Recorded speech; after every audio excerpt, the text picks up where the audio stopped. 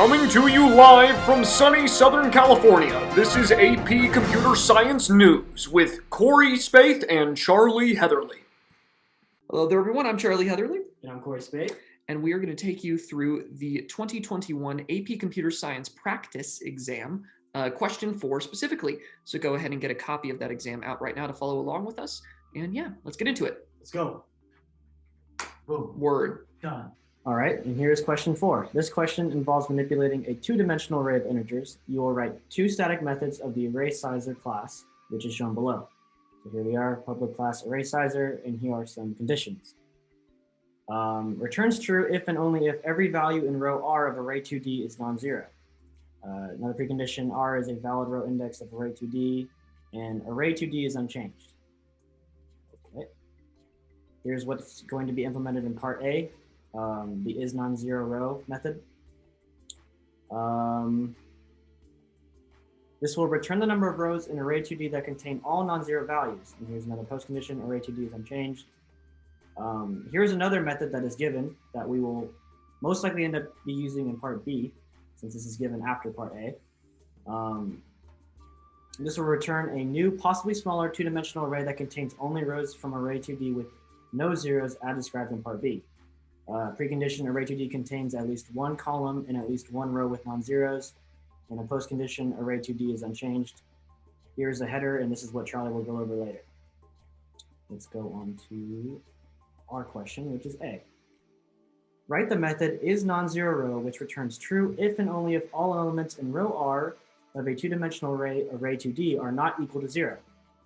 Here's a given example with different rows. Here are some sample calls, which are shown below. Again, this will return false because there is 0 in the row, shown right here. There's a 0, that's why we're returning false, given right here. Again, the second row, there's no zeros at all, which means we're going to return true here. It's pretty simple.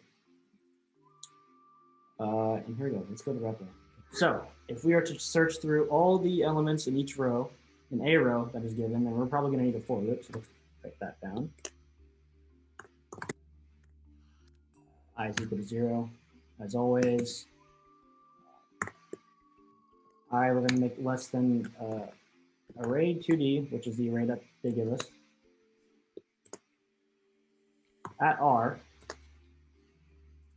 Oops, should be in brackets, not parentheses.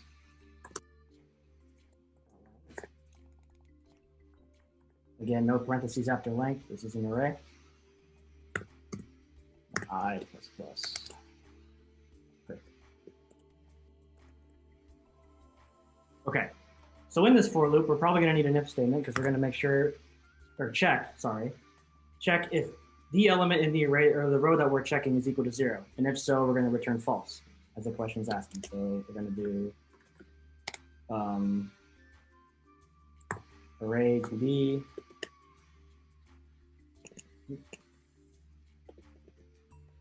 We're going to need R, because that's what's given to us in the header, and then we're going to need at index I, which is what we're using the for loop for. This is double equal to 0. Oops, do that. And we're going to return false.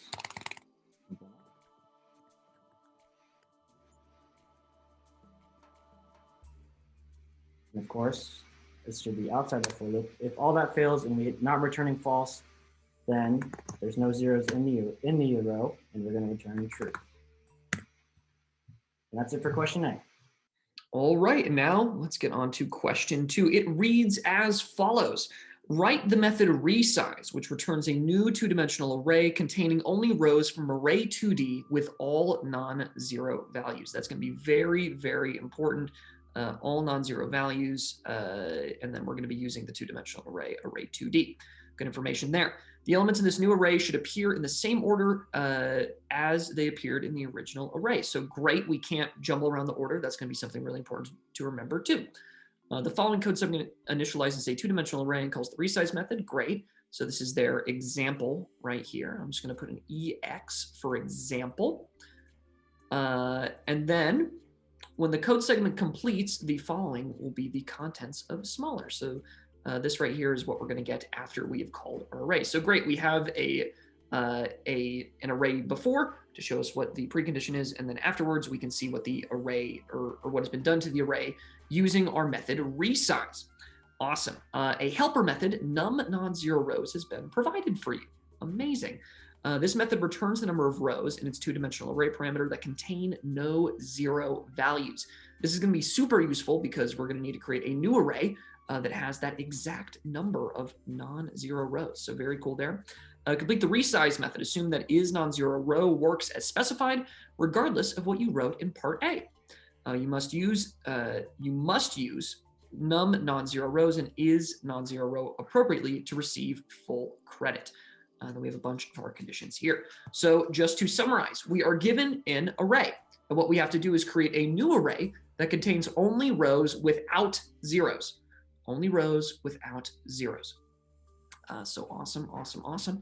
Let's get into the coding of this. We're going to go over to our handy dandy REPL over here. We're going to start our coding. So first things first, we're going to need to create a new two-dimensional array that we're going to return. And I already have made the method header here. It is given to you already, so we don't need to go over writing that. But we're going to make our new method, our new array to return. Let's just write this out, new int. And then for our row parameter, what we're going to do is we're going to call num non-zero rows here. The reason why we're calling this is because we want the row length, so how many rows we have, to be the exact number of non-zero rows that we have within this here array. So it's going to give me a bunch of red highlights, by the way. Don't worry about those. Everything I write here is 100% accurate. I will bet my life on it. That's right, I said my life. And then for our second parameter here, the length of the rows specifically, or how many columns there are, we're just going to have array2d 0.length because it's a square array. So it's not jagged. There's not going to be different amounts per row. It's just going to be the same amount per row. Really easy peasy. Our next step here is we're actually going to initialize an int variable called count. We're going to set it equal to 0. Count is just going to be useful because it's going to track how many non-zero rows we've put in. So this is going to stop us from going over and putting in too many or having too few. So that is why we have count right here. We're now going to write a for loop to go through the length of our array 2D, just so that we are able to check every row and then determine whether or not it is a non-zero row. So I is equal to 0, I is less than r2d.length. Remember, we're going to go through each row, and then we're going to say I plus plus. Now we have no need for a nested here because we're not going to look at every element. Again, we're just looking at each row. Here we say, oh, wait, I'm getting ahead of myself. We need to write our if statement first. In this if statement, all we're simply asking is if whether or not we have a non-zero row. And we write that by saying if is non-zero row. Again, this is the method that we created in the previous question, part A. If is non-zero row, array 2d, comma I.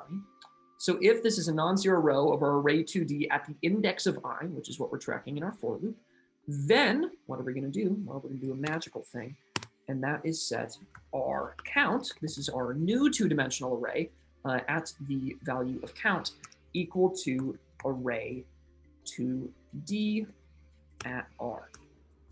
Wonderful. And then additionally, we're going to increase our count variable. We're going to increment it. The reason being, count is tracking what row we're on in this new array that we've created. So it's very important to keep us at the right row. Otherwise, as I said, we might go one over, and that would cause an out of bounds exception, or we might put too few rows in. So that is why we have our count variable here. And then I think we're going to indent a little bit. Our indenting got messed up. Got to make sure that's all pretty. Wonderful. And then at the very end of this, because we are returning something, we're going to return our array. As it says right here, we're meant to return an int, an integer double array, or sorry, two-dimensional array. Again, all my words mixed up. And we're just going to return r at the end there. So this is going to go through every row of array 2D, determine whether or not it is a non-zero row, and then put that row that is non-zero into our new array, r. which we've already set to new values over here, with the amount of rows being num non-zero rows array 2D and array 2D 0 dot length. So awesome. That should be part B, all done and explained. Thank you for watching our run through of question 4 of the AP Practice Exam 2021. Make sure to like, comment, and subscribe. We're trying to get that ad revenue on YouTube up. You can also donate to us on Patreon at patreon.com/Socratic Cinema. That's Socratic Cinema. For $5 donation, you can get early access to videos. Do that. Have a good day, Mr. Cuellar, and fight on. Do, re, mi, fa, sol, la, ti, do. Hello there, everyone. I'm Charlie Heatherly. And I'm Cory Spaeth. And we are here today to take you guys through question 4 of the 2021 AP Computer Science practice exam. We're chilling. Practice exam. Hello there, everyone. I'm Charlie Heatherly. Probably want to do that. Just touch my nose. Okay, did it not work? That's my fault. That's my fault. Hold on, wait. Do you know how hard it is to cut Cory? Press 2 buttons. 2 buttons you're making me press. No, it's impossible. I can't. Thank you. Boom. We're done. Wasn't that good? Let me try it quick with this.